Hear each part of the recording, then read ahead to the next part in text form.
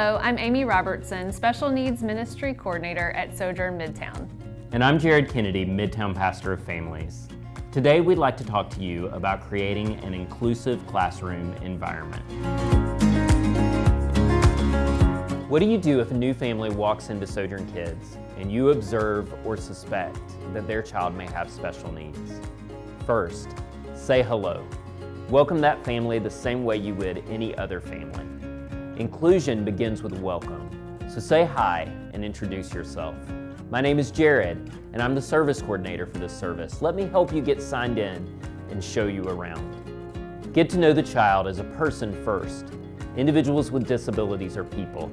Sojourn Kids, we minister to children, not disability labels. So respect the child's dignity as you would want someone to respect yours.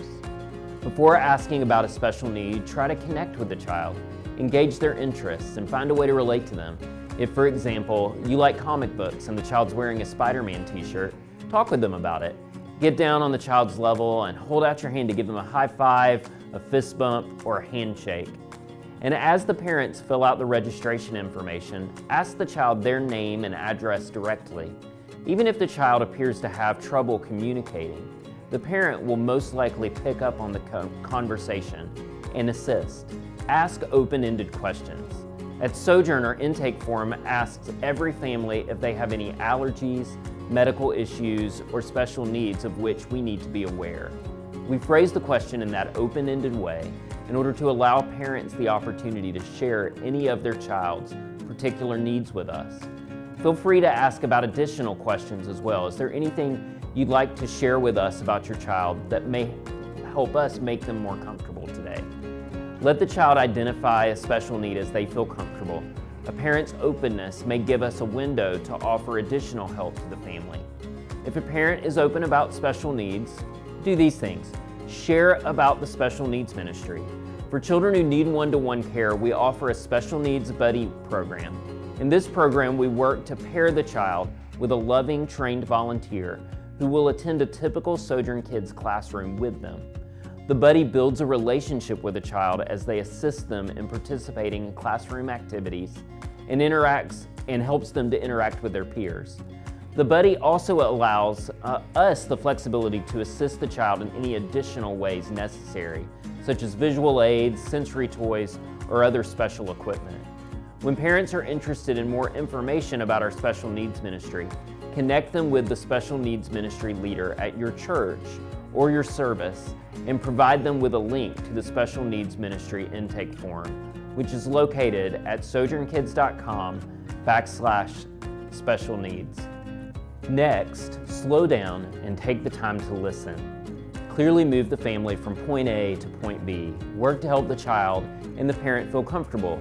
Show them the restrooms, explain this classroom schedule for the service, show them the routes, for example, that the child will take to and from the assembly, and write the parent's cell phone number down or get a pager from the nursery so that you can contact that parent if you need them. Lastly, check in with the child throughout the service to make sure they're doing well. You might note that the child would express distress in other ways besides crying.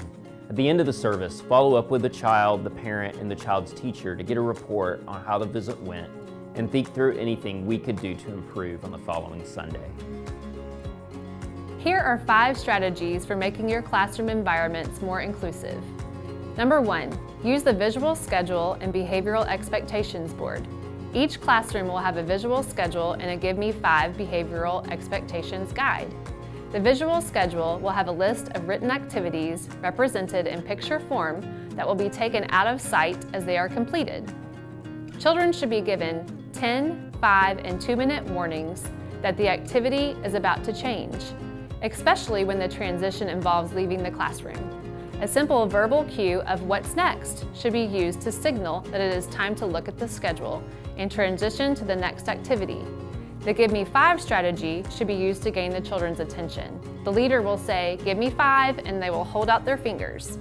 The children should respond with eyes on the speaker, mouth quiet, body still, ears listening, and hands to self. Number 2, structure the environment for success. As a teacher, it will be helpful to make sure there are hands-on materials for the lessons. and that the toys in the room are organized and appropriate for indoor play.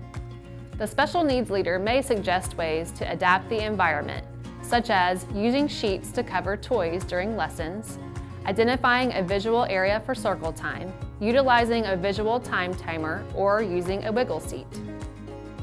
Number 3, give direction by communicating the what and why.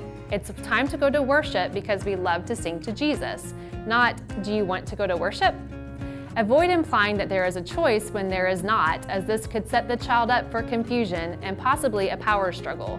When you do offer choices that ensure follow-through with your direction while giving the child power. Do you want to sit with me or the class during worship? Number 4, connect to redirect. Engage the child and earn rapport before you redirect their behavior. Oh wow, those Pokemon cards are really cool. Right now, we're worshiping and we want everyone to be able to pay attention. It's time to put the cards away now, but we will have some time later at the end of class to look at them.